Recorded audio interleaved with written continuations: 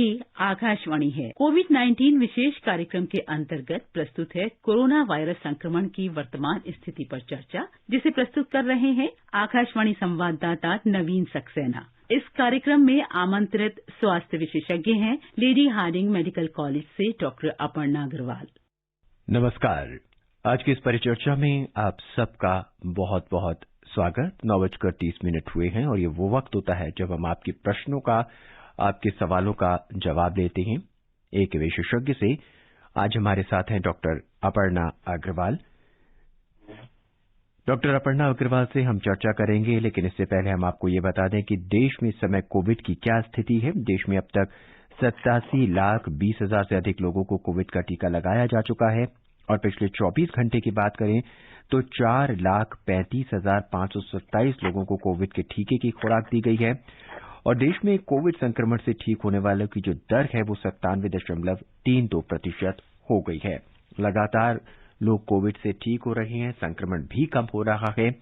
इसके बावजूद भी बहुत से प्रश्न हैं, बहुत से सवाल हैं जो हमारे मन में कौंधते रहते हैं और जिनका जवाब हमें चाहिए। इसके लिए रोजाना हम आपसे मुलाकात करते हैं अपने एक विशेषज्ञ के साथ। जैसा मैंने बताया, आज हमारे साथ हैं लेडी हार्डिंग मेडिकल कॉलेज की डॉक्टर अपर्णा अग्रवाल। हमारे साथ इस परिचर्चा में भाग लेंगी और आपके सवालों का जवाब देंगी। डॉक्टर अपर्णा, कार्यक्रम में आपका स्वागत है। धन्यवाद। अगर आप इस कार्यक्रम का हिस्सा बनना चाहते हैं तो फोन कर सकते हैं 1800-115767 पर। यह नंबर टोल फ्री है। देश के किसी भी कोने से बिना किसी शुल्क के आप हमें सीधे फोन कर सकते हैं। इसके अलावा 23314444 पर फोन कर सकते हैं। यह लैंडलाइन नंबर है। दिल्ली से बाहर के श्रोता हैं तो 011 लगाना ना भूलें। डॉक्टर अपर्णा, पहली डोज लग चुकी है और अब दूसरी डोज का नंबर आ चुका है। 13 फरवरी से दूसरी डोज लगनी भी शुरू हो गई है। फिर भी लोगों के मन में बहुत से प्रश्न हैं। आपके माध्यम से हम ये जानना चाहेंगे कि पहली और दूसरी खुराक में जो 28 दिन का अंतर है, इसका क्या मतलब है? 28 दिन का अंतर इसलिए दिया है, पहली डोज के बाद में एंटीबॉडी लेवल्स 3 हफ्ते के बाद में बननी शुरू होती हैं जी। और जो दूसरी डोज हम देते हैं वो बूस्टर का काम करती है जी। तो उससे एंटीबॉडी लेवल्स और बेहतर बनती हैं। तो अगर हम एक डोज के बाद आगे नहीं लें तो एंटीबॉडी लेवल्स बॉडी में कम बने। वो प्रोटेक्टिव लेवल पर पहुंचेंगी कि नहीं वो कहना मुश्किल है। तो जो ट्रायल्स में 2 डोजेज यूज हुई हैं तो 2 डोज के बाद में एंटीबॉडी लेवल्स प्रोटेक्टिव लेवल्स में पहुंच जाती हैं जी। इसलिए जिन्होंने भी एक डोज ली है उनको दूसरी डोज लेना अनिवार्य है। डॉक्टर, अभी लोगों के मन में ये प्रश्न उठता है कि भाई पहली डोज मैंने ले ली है, बॉडीज में एंटीबॉडीज जो है मेरे शरीर में बनने शुरू हो गई हैं, तो फिर मैं दूसरी खुराक क्यों लूं जब पहली डोज में ही मेरी एंटीबॉडीज बनने शुरू हो गई हैं? जी, जैसा मैंने बोला कि पहली डोज में एंटीबॉडी लेवल्स जो बनती हैं वो लेवल सब लोगों में प्रोटेक्टिव लेवल पर नहीं पहुंचेगा। कुछ एंटीबॉडीज बनी है लेकिन वो प्रोटेक्ट कितना करेगी वो नहीं कह सकते हैं जी। दूसरी डोज के बाद में वो एंटीबॉडी लेवल्स प्रोटेक्टिव डोज के ऊपर पहुंच जाती हैं। तो इसलिए प्रोटेक्शन के लिए हमको 2 डोज लेना अनिवार्य है। डॉक्टर, ऐसे मामलों में अगर हम पहली डोज ले लेते हैं, दूसरी डोज नहीं लेते, तो क्या फिर पहली डोज जो लिया उसका असर खत्म हो जाएगा, कम हो जाएगा, ऐसा भी कुछ है? जी, पूरा नहीं कह सकते कि कितने टाइम के लिए रहेगा।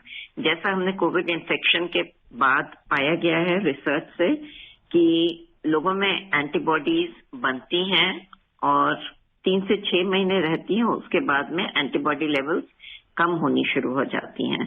तो सिंगल डोज के बाद में एंटीबॉडी लेवल्स कितने टाइम तक रहेंगी और कितने टाइम तक प्रोटेक्ट करेंगी वो नहीं कह सकते, क्योंकि जितने भी वैक्सीन रिलेटेड रिसर्च हुई है उसमें जो पर्टिकुलर वैक्सीन की हम बात कर रहे हैं जो भी भारत में मिल रही हैं, लोगों को लग रहे हैं, उनमें उन्होंने 4 से 6 हफ्ते इंटरवल पर दूसरी डोज दी है। भारत में दोनों में 4 हफ्ते के इंटरवल पर दूसरी डोज दी है। तो जो हमने लेवल स्टडी किए हैं एंटीबॉडीज के वो सेकेंड डोज के बाद की हैं जी। तो एक ही डोज के बाद में कितने टाइम रहेगी, कितने लेवल रहेंगे वो कहना मुश्किल है इस कार्यक्रम में हमें पूरे देश भर से फोन आते हैं और फोन का सिलसिला जो है वो शुरू हो चुका है। तो आइए सबसे पहले उत्तर प्रदेश के बलरामपुर चलते हैं, जहां से रिंकी तिवारी अपने प्रश्न के साथ हमसे जुड़ चुकी हैं। रिंकी जी, कार्यक्रम में आपका बहुत बहुत स्वागत। स्वागत के लिए नवीन सर आपको बहुत बहुत धन्यवाद और डॉक्टर मैम को मेरा नमस्कार। जी नमस्कार।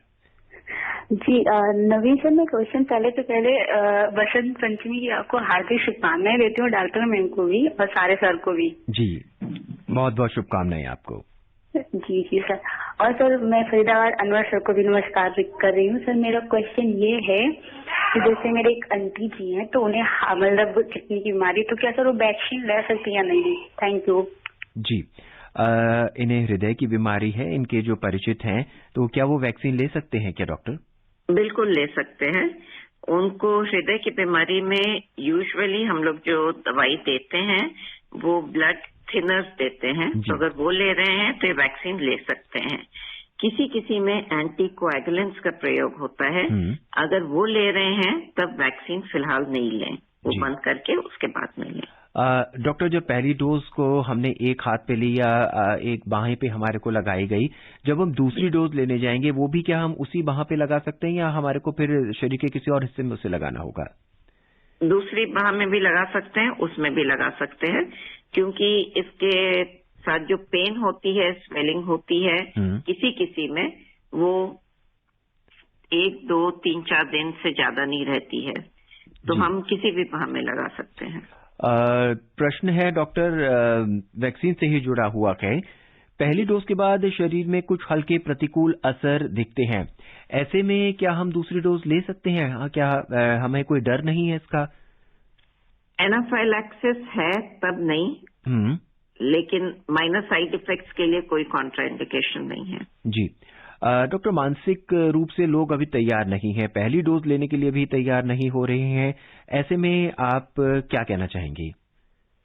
जी, सब हमारे जो ड्रग रेगुलेटर्स हैं जिन्होंने वैक्सीन अप्रूव किया है, इसको पूरी तरह से स्टडी करके अप्रूव किया है। तो उससे ये पाया गया है कि वैक्सीन सेफ है और इफेक्टिव है।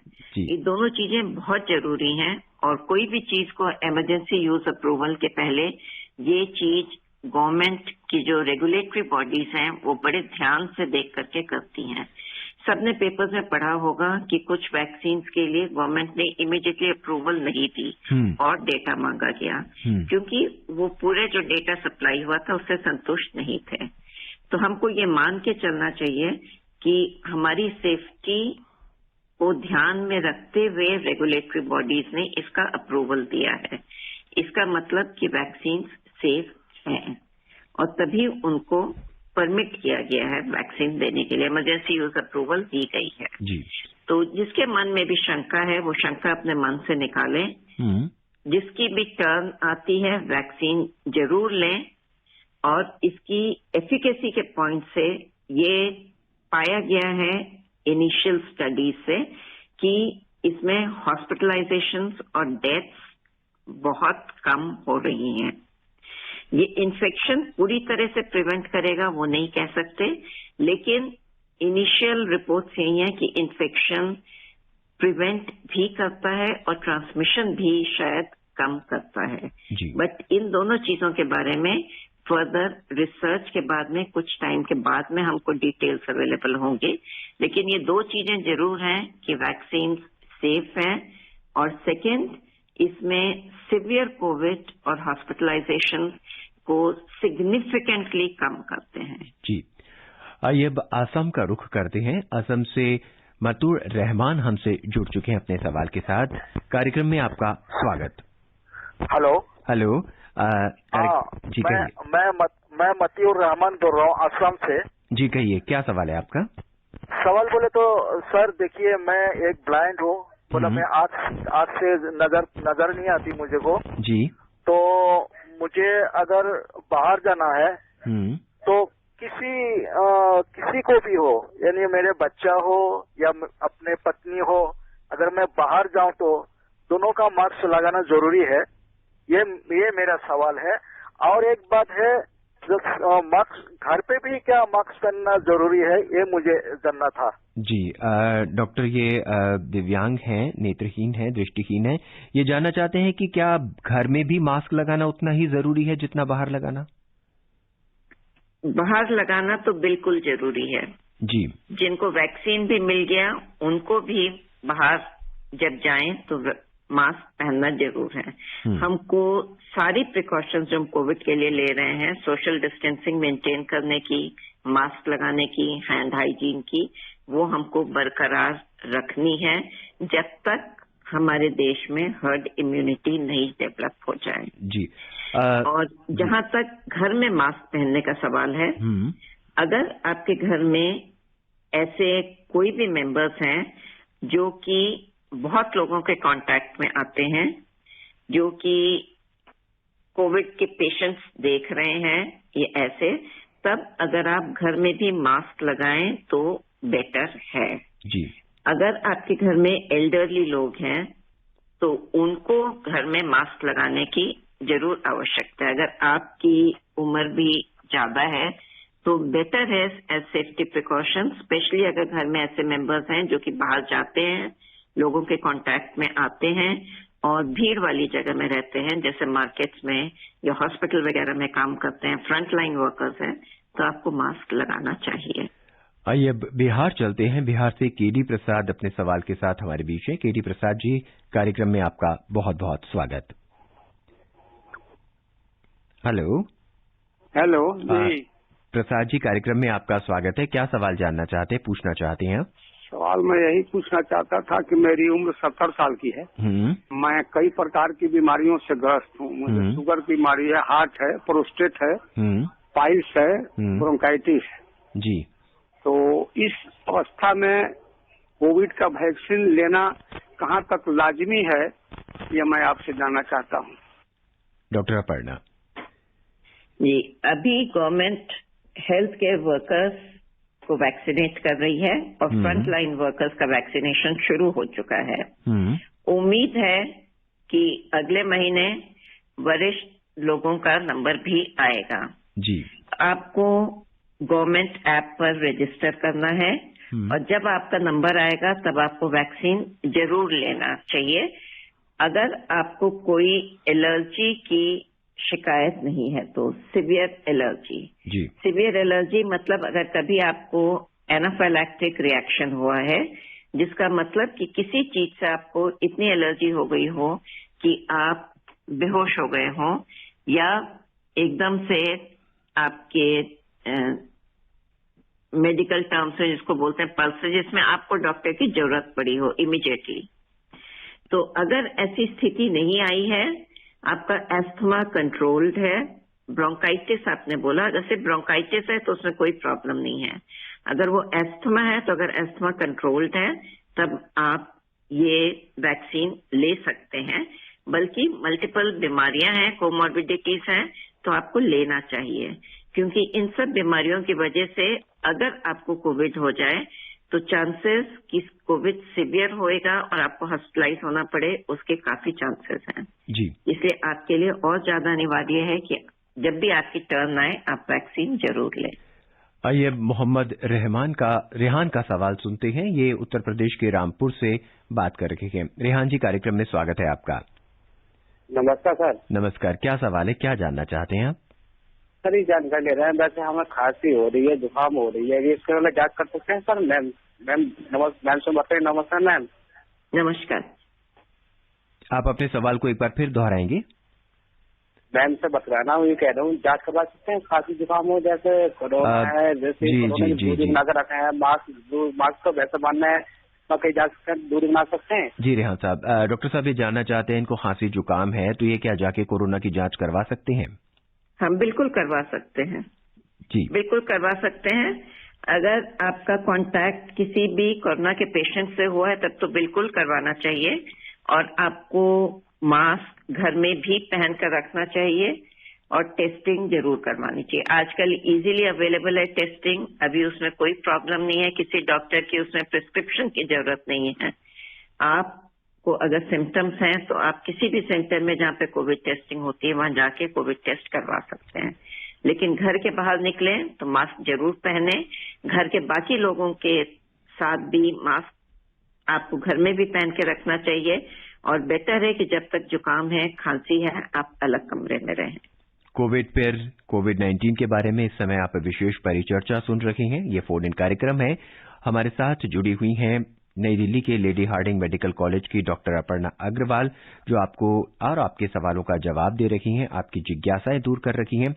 इस कार्यक्रम का आप हिस्सा बनना चाहते हैं तो फोन कर सकते हैं 1800-115767 पर। इसके अलावा 23314444 पर भी आप सवाल पूछ सकते हैं, लेकिन इस नंबर से पहले 011 लगाना ना भूलें। आइए राजस्थान के जयपुर चलते हैं। वहां से रामू यादव अपने सवाल के साथ हमारे बीच हमसे जुड़ चुके हैं। रामू जी, कार्यक्रम में आपका स्वागत है। क्या जानना चाहते हैं? जय सिया राम साहब। जी, जय सिया राम। नमस्कार साहब को और आपको भी जय सिया राम जी। जय सिया राम। मेरा सवाल ऐसा है साहब, मेरी उम्र है 83 साल की और मैं हूँ नेत्रहीन। लोग कहते हैं आपकी उम्र तो पूरी चलते फिरते तो हो नहीं, आपको टीका लगाने की क्या जरूरत पड़ेगी? आप तो वैसे ही भगवान के जाने का टाइम है। मैंने साहब कि टीका हमको लगाना जरूरी है या नहीं? डॉक्टर साहब, इनकी जरूरी है जी, आपको जरूर लगाना चाहिए। उसके बाद आप थोड़ा बहुत इजीली मिक्स हो सकते हैं। दिमाग में आपके इसका थोड़ा बहुत डर जरूर होएगा कि आपको कोरोना कभी किसी से ना लगे, तो आपको वैक्सीन लगवाना चाहिए जी। जब भी आपका नंबर आएगा तो जरूर लगवाइए जी।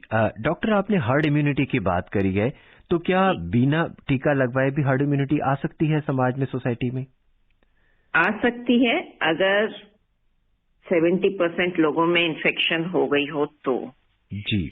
सेकेंड चीज ये है कि अभी हमको ये रिसर्च से पूरी तरह से नहीं मालूम कि एक बार जब इन्फेक्शन हो जाए तो कितने समय तक हमारी बॉडी में इम्यूनिटी बनी रहती है।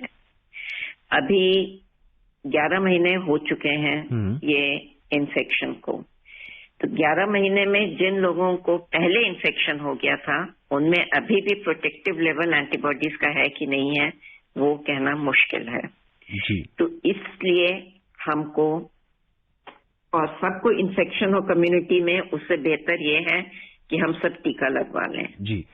टीका अब अवेलेबल है, वॉलंटरी है, लेकिन जितने लोग टीका लगवाएंगे उतना हम अपने को भी प्रोटेक्ट करेंगे और अपने निजी संबंधियों को भी प्रोटेक्ट करेंगे। मध्य प्रदेश के टीका लगवाना जरूरी जी। मध्य प्रदेश से राजेश हमसे जुड़ चुके हैं। राजेश जी, स्वागत है आपका इस कार्यक्रम में।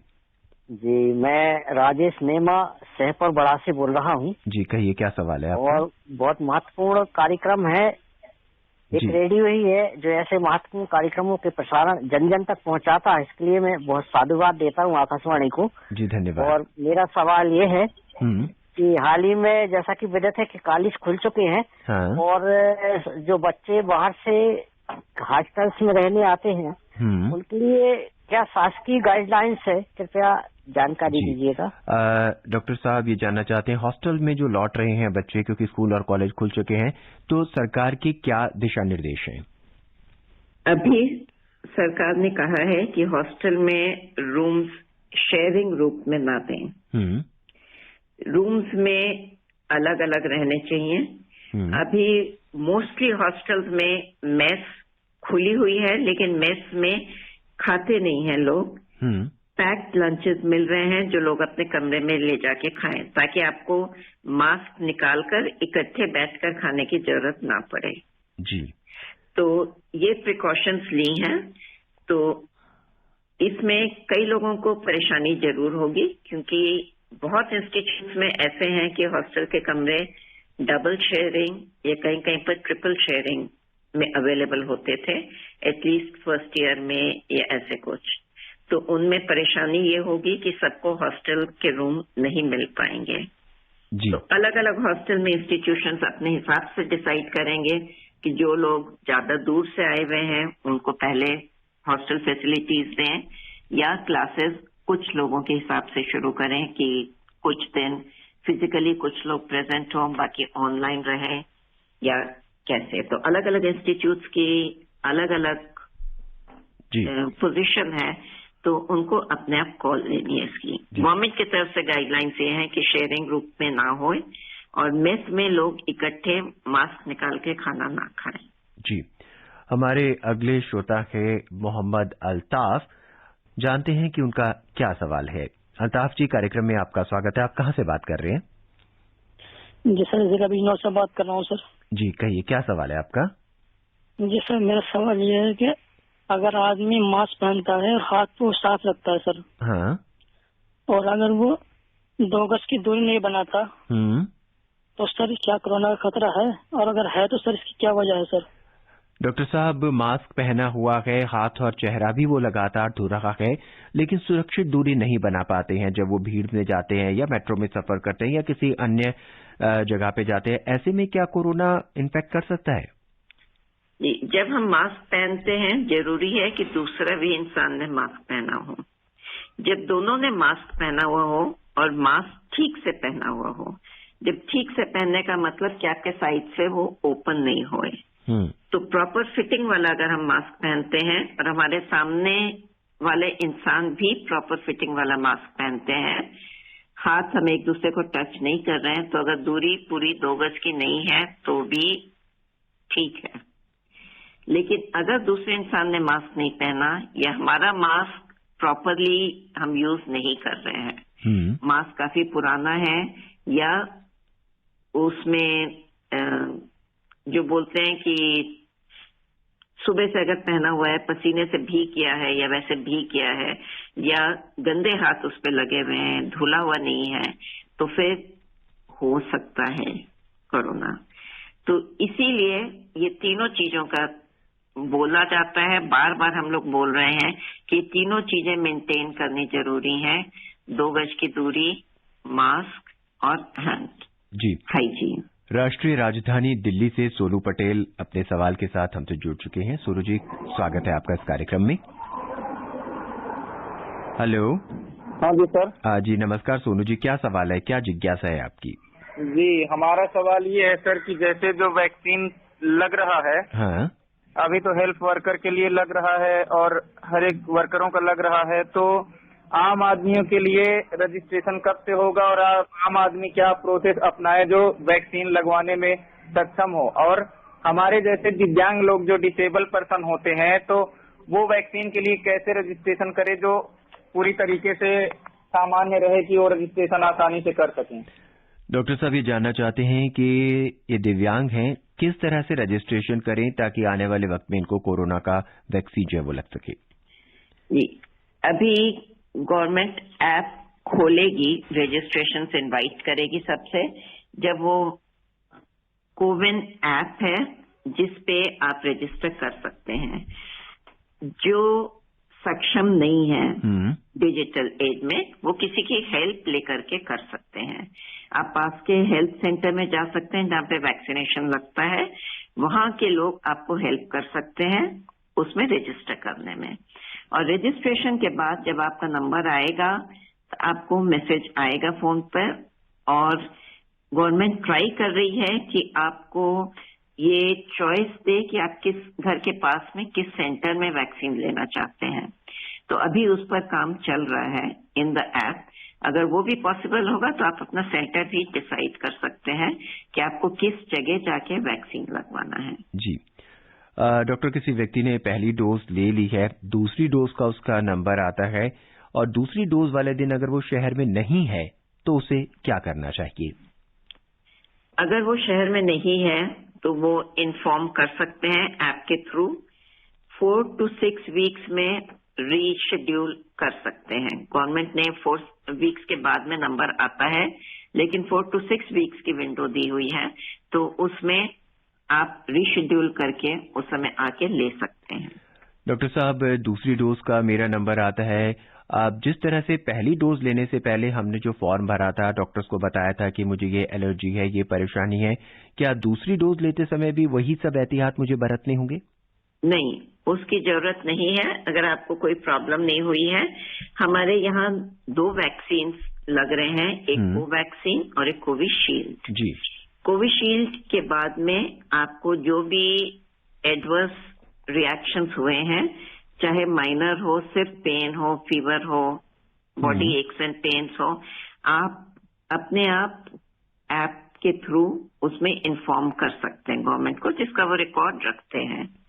कोई भी सीरियस रिएक्शन है जिसमें आपको हॉस्पिटलाइज होने की जरूरत पड़ती है या आप किसी डॉक्टर को कंसल्ट करते हैं, जो आपको नंबर मिलता है आपके घर के पास में या आपके वैक्सीनेशन सेंटर के पास में, जो भी है वो आपको नंबर दिया जाता है कि अगर आपको कोई भी प्रॉब्लम हो आधे घंटे के बाद तो आप वहां पे कांटेक्ट कर सकते हैं। तो आप उनको कांटेक्ट करेंगे तो वो इन्फॉर्मेशन उसमें डाल देते हैं जी।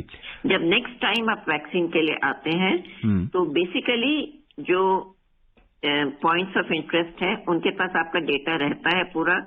वो ये है कि आपको इस 1 महीने के दौरान फर्स्ट डोज के बाद में क्या कोई साइड इफेक्ट्स हुए थे, और हुए थे तो कौन से हुए थे जी। वो इम्पोर्टेंट चीज है। दोबारा आपको पूरी डिटेल्स देने की जरूरत नहीं है जी। डॉक्टर, किसी स्वस्थ व्यक्ति ने कोरोना के दोनों ही डोजेस ले चुके हैं, पहली डोज भी, प्राथमिक डोज भी ले ली है, बूस्टर डोज भी ले ली है, अब उसके 6 से 8 महीने कहते हैं कि उसके अंदर एंटीबॉडीज बने रहेंगे। अब क्या उसको 6 से 8 महीने बाद दोबारा टेस्ट कराने की जरूरत है कि मेरे अंदर एंटीबॉडीज हैं या नहीं है, मुझे अगली बार फिर टीका लेना है या नहीं है? अभी कोई ऐसे एंटीबॉडी टेस्ट करवाने की जरूरत नहीं है, क्योंकि अभी रिसर्च से पूरा टाइम लिमिट हमको नहीं मालूम। अभी ये मालूम है कि सेकेंड डोज के 2 वीक के बाद आपकी प्रोटेक्टिव लेवल बन जाती है एंटीबॉडीज की जी। कितने टाइम तक रहती हैं वो अभी हमको पूरी तरह से उस चीज की जानकारी नहीं है। आगे समय के हिसाब से हमको पता चलेगा कि कितने टाइम तक हमारी बॉडी में प्रोटेक्टिव एंटीबॉडीज रहती हैं, और उसके बाद जब काफी सारे लोग वैक्सीनेट हो जाएंगे और ये डेटा हमारे पास आ जाएगा, तब गवर्नमेंट गाइडलाइंस निकालेगी कि उसमें बूस्टर की जरूरत है कि नहीं और एंटीबॉडी टेस्ट करवाने की जरूरत है कि नहीं जी। अगर जरूरत है तो कितने समय के बाद करवाना चाहिए। और इस कार्यक्रम में अब हम अपने अंतिम सवाल की ओर बढ़ते हैं। रुख करते हैं उत्तर प्रदेश के बुलंदशहर का, जहां से सनपत हमसे जुड़ चुके हैं अपने सवाल के साथ। सनपत जी, कार्यक्रम में आपका स्वागत है। नमस्कार साहब जी। क्या सवाल है, क्या जिज्ञासा है आपकी? सवाल ये सर, मान लो अब ये टीके जो लगने शुरू होंगे तो आप मान लो हम ये इस टाइम तो बुलंदशहर में है जी, है इस टाइम तो बुलंदशहर में है हाँ, और किसी वजह से हम बुलंदशहर के बजाय मान लो दिल्ली में हुए, गाजियाबाद में हुए, नकलों में हुए, तो मालूम हो सके काम। जी जी जी। डॉक्टर ये जानना चाहते हैं कि इन्होंने बुलंदशहर में टीका लिया, उसके बाद ये दिल्ली या किसी अन्य शहर में जाते हैं, तो क्या वहां पर भी ये टीका काम करेगा? टीका काम तो जरूर करेगा। आपको अगर दूसरी डोज के बारे में अगर पूछ रहे हैं कि दूसरी डोज लगवा सकते हैं क्या कहीं और? जी, इनका ये भी जानना है कि हम दूसरी डोज किसी और शहर में जाकर लगवा सकते हैं क्या? हाँ, गवर्नमेंट अभी वो ऐप को थोड़ा सा मॉडिफाई करके ये प्रोविजन भी उसमें लाने की कोशिश कर रहे हैं कि अगर किसी काम की वजह से कहीं और गए हैं तो दूसरी जगह भी लगवा सके। जी डॉक्टर, कार्यक्रम का वक्त समाप्त हो रहा है। बहुत संक्षेप में हम आपके माध्यम से जानना चाहेंगे कि आप हमारे श्रोताओं को क्या संदेश देना चाहती हैं? आपको संयम रखिए, सबकी बारी आएगी वैक्सीन लगवाने की, और जब बारी आए तो उसमें भय की कोई आवश्यकता नहीं है। आपको वैक्सीन लेना चाहिए, वैक्सीन सेफ है, और वैक्सीन लगवाने से पहले, वैक्सीन की वेट करते हुए और वैक्सीन के बाद आपको ये तीनों चीजें जो हम लोग कोविड प्रोटेक्टिव बिहेवियर वो हमको फॉलो करना है। मास्क पहनना है, 2 गज की दूरी मेंटेन करनी है और हैंड हाइजीन फॉलो करनी है। डॉक्टर, इस कार्यक्रम में हमसे जुड़ने के लिए और सभी सवालों का जवाब देने के लिए आपका बहुत बहुत धन्यवाद। धन्यवाद। आज के इस कार्यक्रम में बस इतना ही। कल रात 9:30 पर एक नए विशेषज्ञ, कुछ नए सवाल और कुछ नए कॉलर के साथ हम एक बार फिर आपसे मुलाकात करेंगे। इजाजत दीजिए, नमस्कार।